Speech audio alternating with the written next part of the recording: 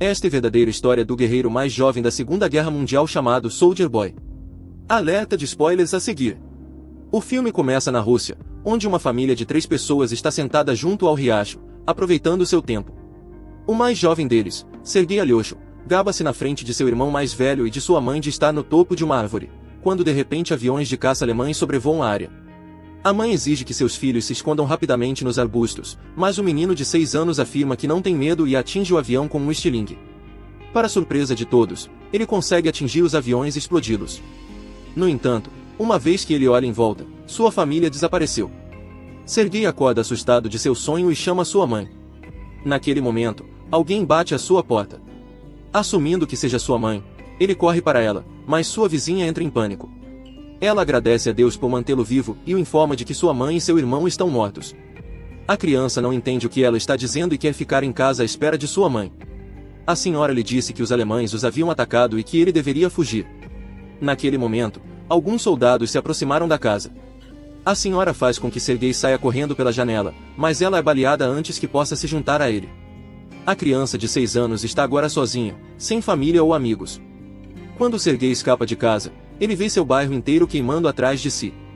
Ele chama por sua mãe em vão e foge. Depois de correr por algum tempo, ele acaba no meio da floresta. A criança começa a chamar sua mãe para vir procurá-lo, pois ele está perdido. Naquela noite, ele permanece na floresta. Na manhã seguinte, o vemos bebendo água de um riacho, enquanto os soldados inimigos se aproximam de seu caminho. Sergei, sabendo que eles são perigosos, rapidamente se esconde nas raízes de uma árvore e fica assustado quando uma cobra se aproxima, mas não diz nada e não foge. Sergei tem mais medo dos soldados do que da serpente. Os soldados comem pela margem do lago e saem, depois que Sergei pega os restos de comida para se alimentar à noite. Ao final do dia, o garoto está exausto. Ele não come direito há 2 dias e tem andado sem rumo. Ele cai ao cochear, mas não para de andar. Quando está a caminho, ele vê bagas silvestres e as devora, mas logo uma explosão ocorre atrás dele, pegando de surpresa. O garoto fica tonto e começa a alucinar que alguém está vindo atrás dele. No entanto, mesmo nestas condições, ele permanece corajoso e diz ao homem que tem um rifle e que não tem medo. Ele cocheia para frente, mas fica inconsciente após um momento.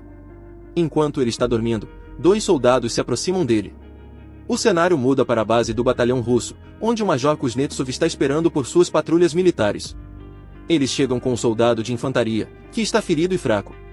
Uma vez que os militares se certifiquem de que eles permaneçam ao seu lado, o garoto minúsculo se abre e se mostra.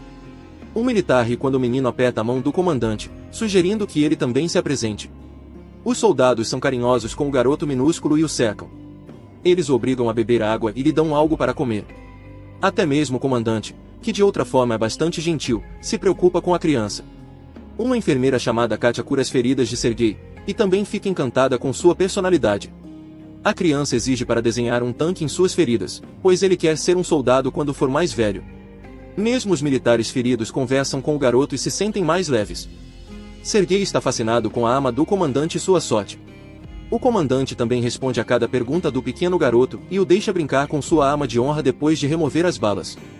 Sergei lhe mostra o tanque desenhado de barriga para baixo e se gaba de ser ele mesmo um militar. O jovem cura muito rapidamente. A enfermeira Katia exige que o comandante deixe o menino ficar no exército, mas ele discorda, alegando que não será seguro. Ele quer enviar Sergei para um orfanato. Os soldados passam todo o seu tempo de descanso com Sergei. Vários soldados o visitam ao longo do dia. Eles lhe trazem alimentos enviados por suas famílias de longe, e até mesmo o deixam brincar com seus binóculos.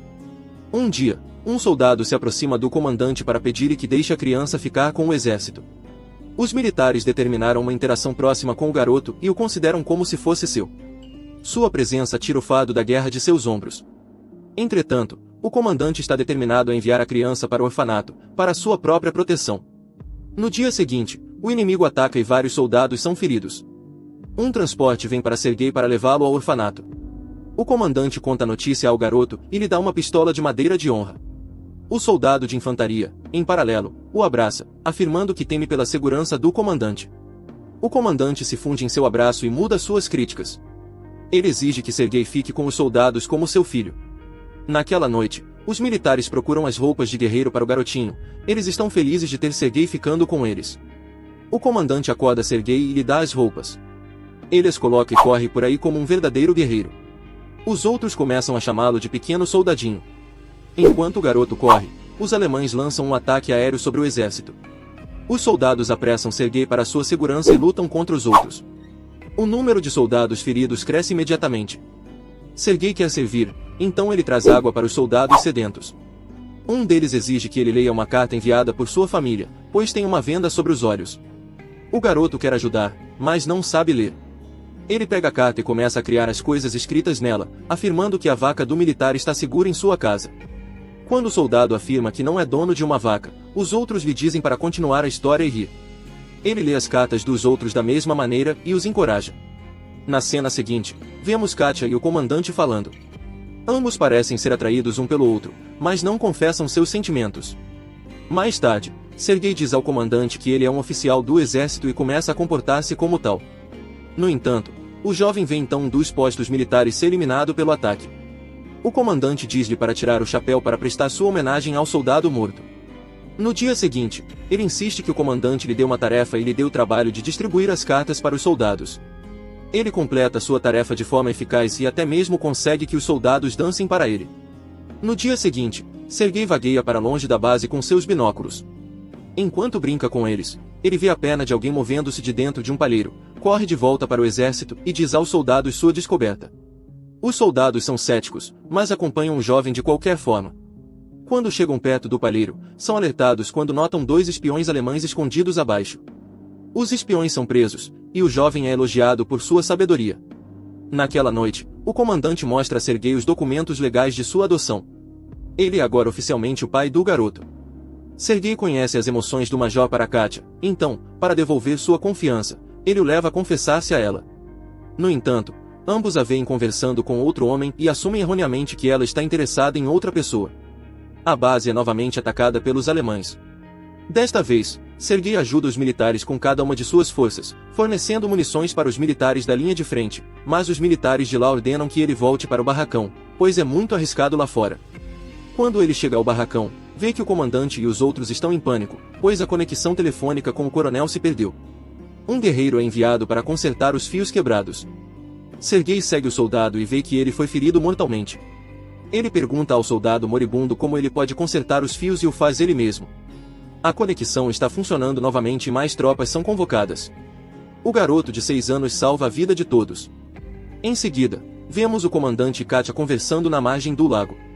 O comandante finalmente confessa seu amor por ela e exige que ela seja mãe de Sergei.